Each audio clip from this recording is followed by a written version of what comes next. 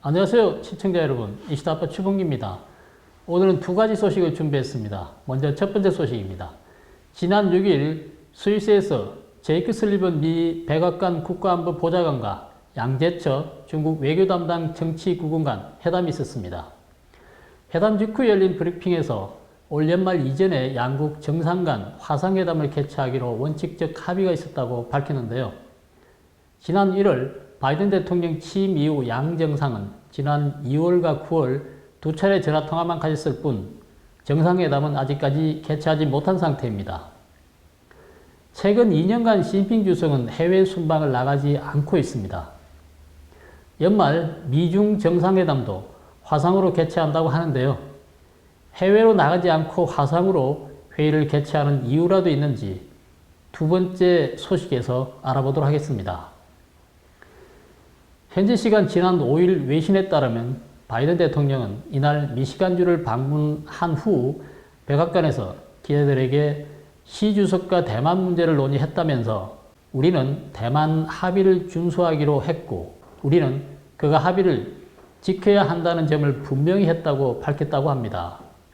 로이터 통신은 바이든 대통령이 시진핑과 대만 문제를 논의한 시점은 확실치 않지만 아마도 지난달 9일 두 사람이 나눈 90분간의 전화 통화에서 대만 문제를 논의했을 가능성이 있는 것으로 내다봤습니다. 바이든 대통령은 시진핑에게 대만 합의를 준수해야 하며 그 외 어떤 것도 해서는 안 된다는 점을 분명히 했다고 합니다. 그런데 대만 합의가 구체적으로 어떤 것인지는 밝히지 않았는데요. 일부 언론은 바이든 대통령이 언급한 대만 합의가 하나의 중국 정책과 대만 관계법을 의미하는 것으로 분석하고 있습니다. 다시 말해서 미국은 중국이 내세우는 하나의 중국을 인정하고 대신 중국은 미국의 대만 관계법을 존중하는 것이죠.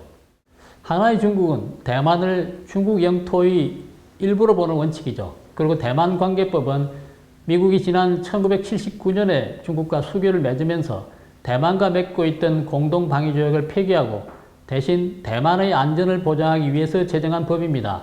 이 법의 주요 내용은 서태평양 지역의 평화, 안보, 안정의 유지, 그리고 미국 국민과 대만인 간 상업적, 문화적, 그리고 기타 관계를 성인함으로써 미국의 대외 정책을 추진하는 것입니다. 또한 미국은 대만에 방어용 무기를 공급하고 대만의 안보와 사회, 경제 시스템을 위태롭게 하는 무력과 기타 형태의 강압에 저항하는 능력을 유지하도록 규정하고 있습니다. 그러나 중국은 이를 하나의 중국 원칙과 맞지 않는다고 계속 반발해 왔습니다. 요즘 대만 해협에서는 군사적 긴장이 계속 고조되고 있습니다. 지난 며칠간 무려 150여 대의 중국 비행기들이 대만 남서부 방공 식별구역을 침범하였습니다. 이는 역대 최대 규모의 침공이었습니다. 같은 기간 미국은 오키나와 해상에서 영국, 일본 등 6개 나라와 대잠, 대공훈련을 벌였습니다. 네드 프라이스 미 국무부 대변인은 지난 3일 성명을 통해 미국은 중국이 대만 인근에서 실시한 도발적인 군사행위를 긴밀히 주시하고 있다고 말했습니다. 또한 프라이스 대변인은 이는 불안정을 초래하고 계산착오를 일으킬 우려가 있으며 지역의 평화와 안정을 저해한다며 중국에 대해 대만에 대한 군사적, 경제적 압박과 위협을 중단할 것을 촉구했습니다. 그는 또 우리는 대만이 충분한 자력 보호 능력을 유지하도록 도움을 제공할 것이며 세계의 공동성명, 대만 관계법 6개 보장을 준수할 것이라고 강조했는데요. 여기서 6개 보장은 대만에 대한 무기 수출, 주권 인정 등을 유지하는 것을 내용으로 하고 있습니다.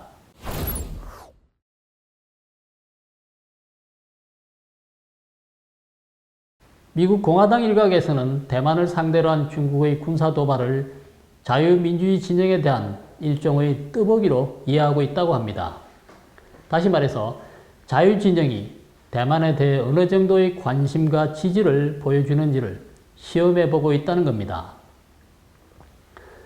미국 상원 외교위 소속 마르코 루비오 의원은 성명을 내고 중국 공산당의 침략 행위는 대만을 위협하는 동시에 자유세계를 향한 제스처라며 중국의 무모한 행위를 국제사회가 비난하지 않았다면 시진핑은 더욱 큰 침략의 청신호가 켜진 것으로 여겼을 것이라고 밝혔습니다. 이어 바이든 대통령을 향해 동맹과 협력해 중국이 대만 및 주변국의 현재 상황과 주권, 영토를 존중하도록 해야 한다고 말했습니다. 다음은 두 번째 소식입니다. 한국 정부와 중국 정부는 시진핑 주석의 방안을 여러 차례 추진했지만 결국 성사되지 못했습니다. 시진핑은 지난 9월 바이든 미국 대통령과 전화통화를 하며 정상외교를 이어가고 있지만 해외 순방은 지난해 1월 17일, 18일 양일간 미얀마 국빈 방문 이후 무려 21개월째 중단된 상태입니다. 시진핑이 해외 순방을 중단하게 된 가장 큰 이유는 표면적으로는 코로나19 때문이죠. 중국은 몇몇 인사들을 제외하고는 지도자급 인사들의 해외 방문을 중단시켰고 외국 기빈의 베이징 방문도 제한하고 있습니다. 진짜 이유는 홍콩 문제, 신장 위구르족 탄압 등 국제적으로 비난받는 이슈들 때문이라고 합니다. 그러나 이들 이유보다는 다음 두 가지가 시진핑의 해외 방문에 더 큰 걸림돌로 작용하고 있는 것으로 보입니다. 하나는 중국 우한에서 발생한 바이러스 기원에 대한 기밀 유출이고 다른 하나는 미얀마 쿠데타입니다. 국제사회에서 미얀마 쿠데타의 배후가 중국이라는 소문이 끊임없이 나돌고 있는데요. 공교롭게도 시진핑의 마지막 해외 순방지가 미얀마라는 점입니다.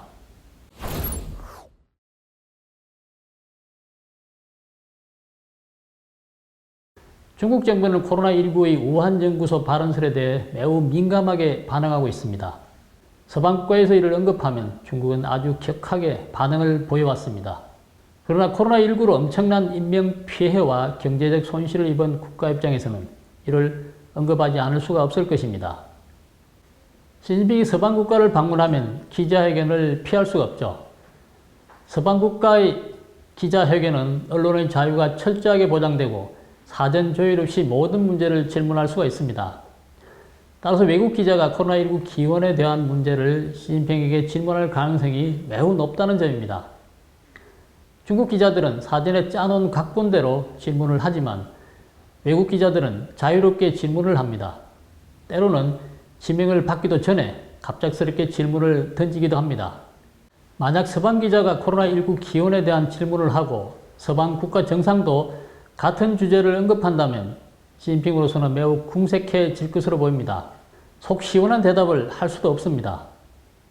만약 대답이 만족스럽지 못하다고 생각한 외국 기자들은 만족스러운 답이 나올 때까지 계속 질문을 할 것이기 때문에 매우 곤혹스러울 것입니다. 대답을 하지 않는 것도 곤란하기는 마찬가지일 것입니다. 외국 기자들은 답변을 하지 않는 이유를 찾아서 분석하고 추론까지 곁들일 것입니다. 시진핑이 대답을 하든 안 하든 전 세계는 그를 지켜볼 것입니다. 중국 최고 지도자로서는 매우 민망한 상황이 연출될 것입니다. 이는 시진핑 주석이 2년 가까이 해외 방문을 하지 않는 이유로서 매우 설득력 있는 추론입니다.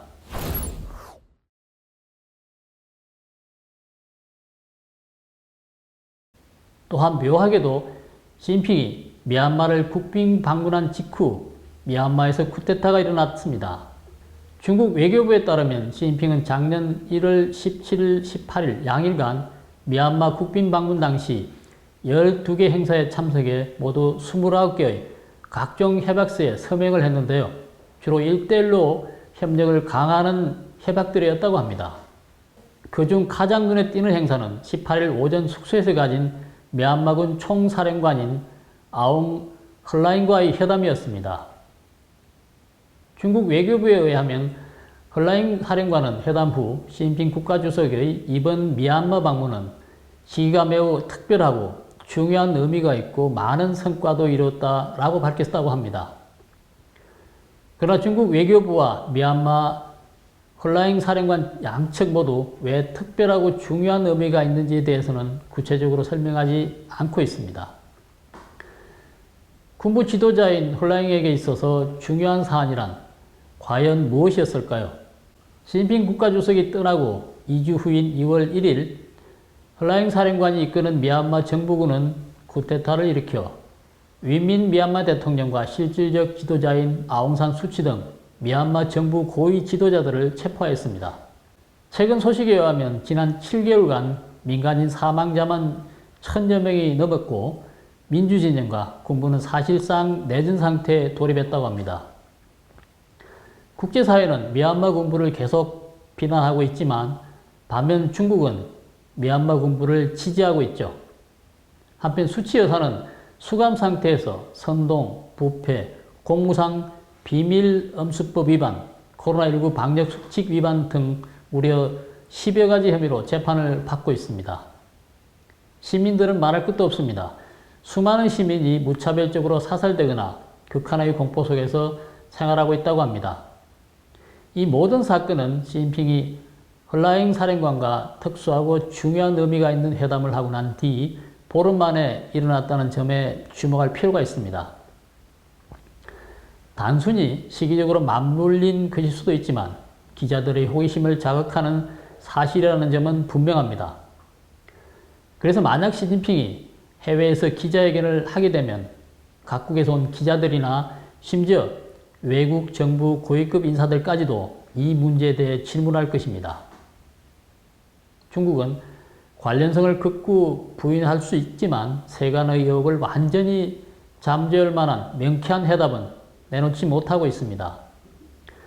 만약 시진핑에게 질문할 기회가 주어진다면 외국 기자들은 날카롭게 충고할 것입니다. 과연 시진핑이 서방 정치인과 기자들을 언제까지 피할 수 있을지 궁금합니다. 시진핑이 외국 사람들과 마주치는 것이 싫어서인지 해외 방문 대신 전화회의나 화상회의를 선택한 것으로 보입니다. 물론 코로나19 하에서는 나쁜 방법은 아니죠. 실제로 시진핑은 바이든 미국 대통령과 정상회담, 유엔 총회 연설에서 화상회담 방법을 동원했죠. 하지만 이 방법은 세계 패권을 다투는 국가 수반으로서는 매우 소극적인 행보가 아닐 수가 없습니다. 첫 번째 소식에서 말씀드린 바와 같이 올해 연말 이전에 미중 정상이 화상으로 회담을 한다고 말씀드렸는데요. 지난 1월 바이든 대통령 취임 이후 양 정상은 지난 2월과 9월 두 차례 전화 통화만 가진 채 별도의 정상회담은 아직까지 개최하지 못한 상태입니다.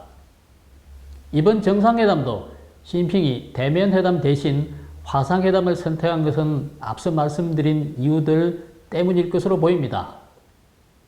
그동안 중국 공산당 지도자들은 외국의 여론을 등한시하고 중국 내부에서만 노리면 된다는 태도를 취해왔습니다. 그들은 중국인들의 눈과 귀를 막으면 모든 문제가 해결된다고 생각합니다. 그러나 언제까지 중국 인민들의 눈과 귀를 막을 수는 없을 것입니다. 오늘 방송은 여기까지 하겠습니다. 구독, 댓글, 좋아요를 눌러주시고 지인들과 공유해 주시기 바랍니다. 감사합니다.